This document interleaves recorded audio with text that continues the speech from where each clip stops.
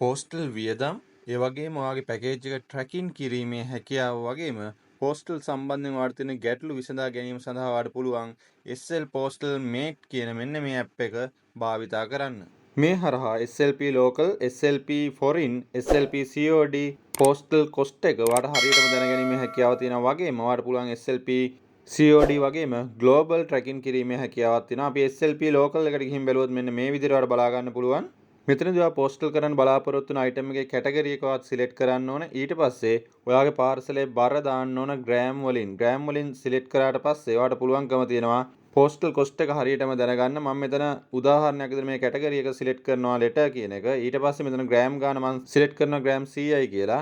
ඊට පස්සේ මෙන්න මේ විදිහට ඔයාලට බලා ගන්න පුළුවන් ඔයාගේ පෝස්ටල් කොස්ට් එක රුපියල් 130ක් කියලා එනවා. ඉතින් මේ විදිහටම ඔයාලට පුළුවන් ඔයාගේ පැකේජ් එක අනුව weight එක දාලා ඒ කැටගරි එකේ මම ග්‍රෑම් 200යි කියලා දැම්මොත් එමය පෝස්ටල් කොස්ට් එක වෙනවා. මෙන්න මේ විදිහට රුපියල් 170ක් විදිහට තමයි පෙන්නන්නේ. ඊළඟට අපි බැලුවොත් foreign postal cost එක කැල්කියුලේට් කරලා මෙන්න මේ විදිහට මෙතනදී ඔයා සිලෙක්ට් කරන්න ඕන ඔයාගේ භාණ්ඩය යවන්න බලාපොරොත්තු වෙන රට. මම මෙතනදී සිලෙක්ට් කරනවා චයිනා කියලා.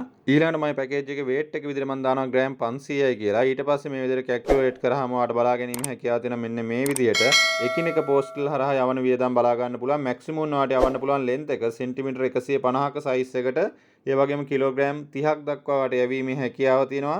CBM අගය සෙන්ටිමීටර් 300ක් තියෙන්න ඕන. ඒ කියන්නේ CBM එක හැදෙන්නේ width එකයි height එකයි එකතු කරලා ඒක දෙකෙන් වැඩි කරලා ඒකට එකතු කරනවා length එක.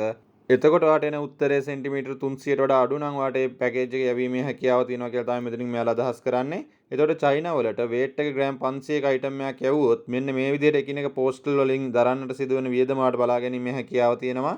EMS හරහා යවනවා නම් 3450ක් වෙනවා. C පාර්සල් යවනවා නම් 4850ක් වෙනවා. SAL පාර්සල් විදිහට යවනවා නම් 3600ක් වෙනවා. එයා මේ ලෙටර් විදිහට යවනවා නම් රුපියල් 2050ක් වෙනවා. එයා පාර්සල් විදිහට යවනවා නම් 3900ක් වෙනවා. එයා U පැකට්ස් විදිහට යවනවා නම් 2215කට වඩා යැවීමේ හැකියාව තියෙනවා.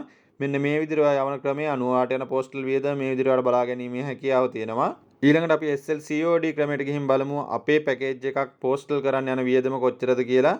එතකොට මෙන්න මෙතන ඔයා දාන්න ඕන ඔයාගේ පැකේජ් එකේ බර ඒ වගේම ඔයාගේ පැකේජ් එකේ කොස්ට් එක. කොස්ට් එක කියලා කියන්නේ ඔයා විකුණන ප්‍රොඩක්ට් එකේ පිරිවැයයි ඔයා ඒ අයිටම් එක විකුණලා ලබා ගන්න බලාපොරොත්තු වෙන ලාභයයි යන දෙකේ එකතුව තමයි ඔයා දාන්න ඕන මෙතන කොස්ට් එක විදියට. මම මෙතන පැකේජ් එකේ weight එක විදියට ග්‍රෑම් 600ක් දානවා. ඒ වගේම මම මේ විකුණන අයිටම් එකේ කොස්ට් එක වෙනවා රුපියල් 1000ක්. මගේ ප්‍රොෆිට් එක රුපියල් 600ක්. දෙකේ එකතුව රුපියල් 1600යි කියලා දානවා. එතකොට කැල්කියුලේට් කරාම ඔයාලට බලා ගන්න පුළුවන් ඔයාගේ පෝස්ටල් වියදම කීයද කියලා මෙන්න මේ විදියට.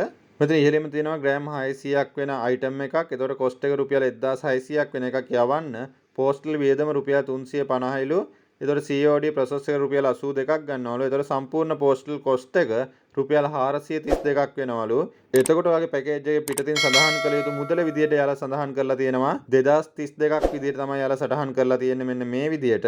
එතකොට මෙතන තියෙනවා ඔයාගේ අයිටම් එකේ පිරිවැය, ඔයාගේ ප්‍රොෆිට් එක, ඒ වගේම පෝස්ටල් වියදම යන තුනේම එකතුව තමයි රුපියල් 2032ක් වෙන්නේ. එතකොට මේක සටහන් කළ යුතු ප්‍රයිස් එක විදියට මෙයාලා කියන්නේ 2050ක් සටහන් කරන්න කියලා තමයි මෙන්න මේ විදියට අවසානයේ යාලා දීලා තියෙනවා. මොකද භාණ්ඩය බාර දෙන්න යද්දී මාරු සල්ලි වල ගැටලුවක් එනවා. මෙන්න මේ නිසා රුපියල් 2050ක් විදියට සටහන් කරන්න කියලා තමයි මෙයාලා මෙතන පෙන්නලා දෙන්නේ.